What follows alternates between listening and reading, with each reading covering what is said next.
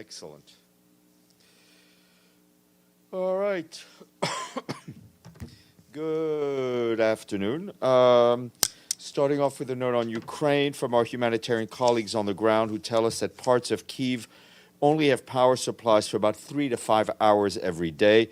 This is obviously impacting water and heating system as well as disrupting basic services. To meet the growing needs for heat and power amid the energy crisis, our partners are delivering generators to hospitals, schools, heating points, and collective centers. Some 770 generators have been delivered or are being installed. This includes, as of early December, more than 330 generators that our partners had provided to health facilities across Ukraine, mainly in eastern Kharkivska, northern Kyivska and Chernihivska oblasts. Additional generators have either been ordered or on their way to delivery. Turning to Afghanistan, the World Health Organization today said Afghanistan has vaccinated 5.36 million Afghan children aged 9 to 59 months against measles. This is part of a nationwide vaccination campaign supported by WHO and the UN Children's Fund that was held from 26 November to 12 December.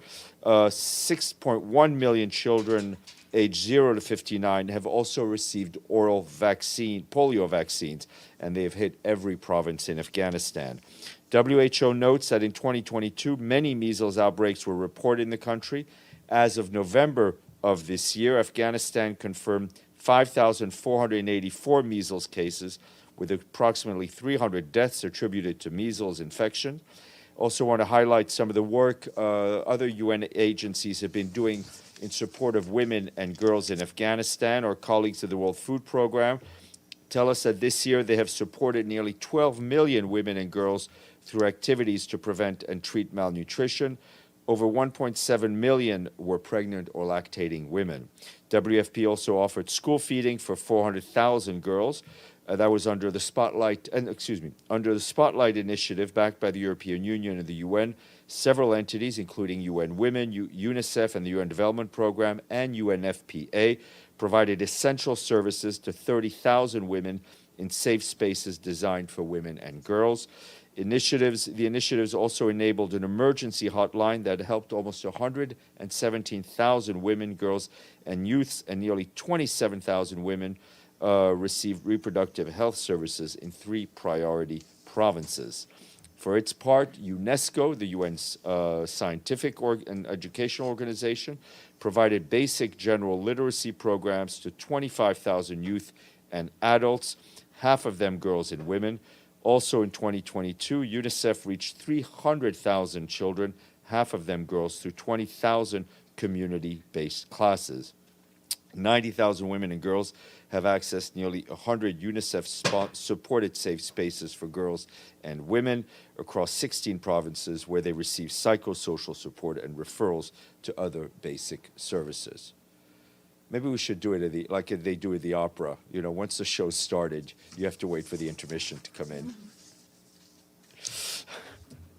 What? After the first act, exactly. Turning to South Sudan, the Undersecretary General for Humanitarian Affairs, Martin Griffiths, decided today to allocate $14 million from the Central Emergency Response Fund, also known as SURF, to support people impacted by the increased violence and severe flooding. These funds will support direct humanitarian assistance to more than 260,000 people, and our partners will be able to scale up existing cash programs, protection, health, education, water, and sanitation, as well as hygiene activities. In 2023, 9.4 million of the most vulnerable people in South Sudan will need urgent assistance and protection. That is up to $8.9 million last year. And as you know, the Deputy Secretary General, Amina Mohammed, spoke to council members yesterday afternoon on Haiti. She stressed that it's time to step up and turn the current crisis into an opportunity for Haiti and its people to bounce back stronger. She urged every country with the capacity to do so to give urgent consideration to the Haitian government's request for international specialized armed forces to help restore security and alleviate the humanitarian crisis. The Secretary General's Special Representative, Helen Lalim, briefed via video conference. She described how insecurity and violence have surged in the country this year, including kidnappings, killings, and rapes. She also said the economic situation is catastrophic and that cholera cases have reached 15,000 throughout the country. She added that the mission continues its efforts to advance political dialogue through the National Consensus document. Their remarks were shared with you. Also this morning, just want to note the Security Council adopted a draft resolution to renew the mandate of the UN Disengagement Observer Force, UNDOF, for a period of 6 months to June 30th of 2023. That was adopted unanimously, which is how we like it. Quick update from South Africa, where our team, led by Resident Coordinator Nelson Mufu, is working with authorities to respond to our recent measles outbreak. As of this Tuesday, there were 245 confirmed cases, almost 75% of them children under the age of 9. Through funding, the government of Germany and Japan, as well as UNICEF, is supporting the procurement of cold chain equipment that will benefit about 2,000 health facilities. Training for healthcare professionals is scheduled to kick off early next year. For its part, the WHO has teams in each of the affected provinces and is developing provincial plans and providing training on measles vaccination and outbreak preparedness. I want to flag an important report regarding Latin America and the Caribbean. The International Labor Organization today said 34.5% of people over 65 in the Latin American Caribbean region have no income. The new Special Protection Overview for the region focuses on pension systems and finds that improvements in coverage, sufficiency, and sustainability are essential to provide economic security, particularly to those most affected by the crisis like the COVID pandemic.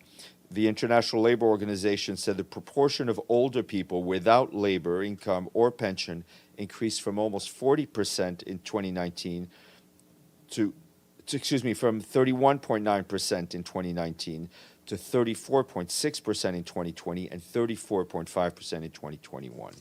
More information online. Just a programming note that this is the last briefing we will have this year. We will not brief tomorrow. We will not brief Tuesday through Friday next week. We will, however, have people in the office. I also just want to do a little shout out to our colleagues at C2C, which is a transcription company, which has been transcribing our briefings and making sure that we get transcripts to you guys quickly and, most importantly, accurately. They, unfortunately, will no longer be doing this service. We're getting somebody else starting January, but we want to thank Jennifer Bonfilio and her team for her work. Voila. Deji. Happy last briefing of 2022. It's only last briefing after the last answer. Okay. So my first question is concerning Ukraine. Has any UN official had any conversation recently with the Russian side concerning the Ukrainian conflict development? Well, the short answer, yes, on the broader issues, notably on the grain initiative, on the fertilizer initiative. Our colleagues, especially Rebecca Greenspan at UNCTAD, Martin Griffiths at OCHA, are in regular touch with counterparts from the Russian Federation, and the Secretary General is often on the phone with Russian officials, and also, of course, with Ambassador Nebenzia here. I mean, according to Russian media reports, there should be a video call between the UN officials with the Russian high-ranking officials, which should happen probably 2 days or a day ago. Yes, I mean there was. And this is part of the regular contacts that I was referring to. Who did that? It was Martin Griffiths and Rebecca Greenspan. They held consultations virtually yesterday. Was yesterday the 21st? Yes. Yesterday, and the Russian side was led by the Deputy Minister of Foreign Affairs, Sergei Vershinin. This is part of the of their engagement with the Russian Federation regarding the two agreements that were signed in Istanbul in July of last year. So have they talked anything rather than the initiative? No, For I mean, this was example- focused on those two agreements Okay. on the initiative. Okay, so basically, it's like you said, it's a regular engagement. Yeah. So will there be any other scheduled engagements with Russians or Ukrainians this year by the United Nations? I mean, high-ranking officials. You know, will there be another meeting exactly like this before the end of the year? I don't know. There may be, but I doubt it.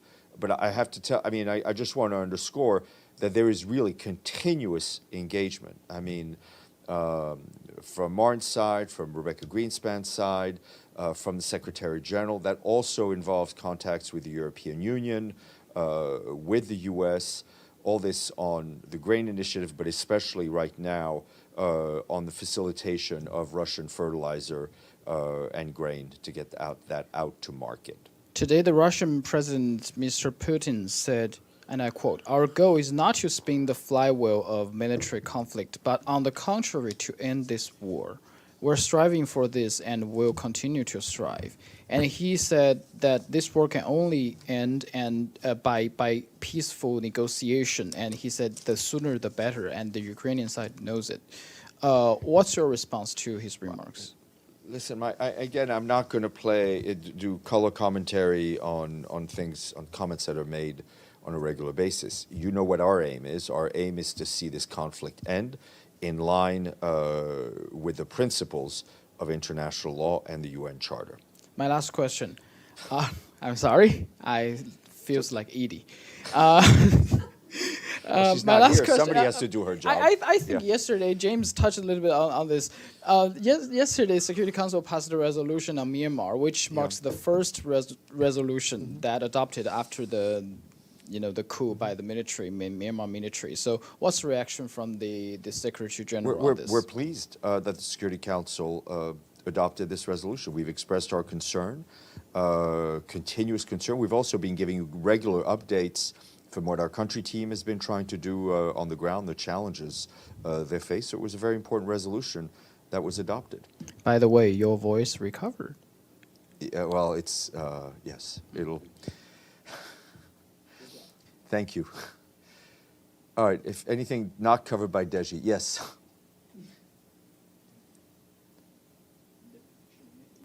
Thank you. Go ahead. Yep. So the U.S. ambassador issued a statement just now saying the U.S. confirmed arms transfer from the DPRK to Russian Wagner Group. If you are aware of that statement, could you give us some comment? No, I have not seen that statement. Obviously, issues of weapons transfers by the DPRK will, I'm sure, no doubt be looked at through the sanctions regime. But I have no further information. Yeah. Yes, sir. Sorry, Steph, I have a year-ender question. Uh-oh.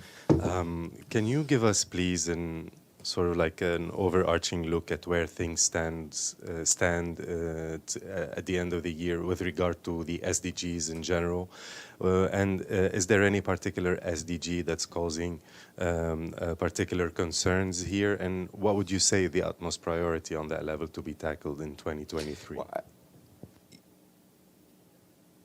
the challenge that we've seen over the last year, and really starting with the COVID, the outbreak of COVID, is that it has negatively impacted our efforts, member states' efforts, to achieve the Sustainable Development Goals. And we've gone backwards in a number of areas, including education, health, human rights, climate.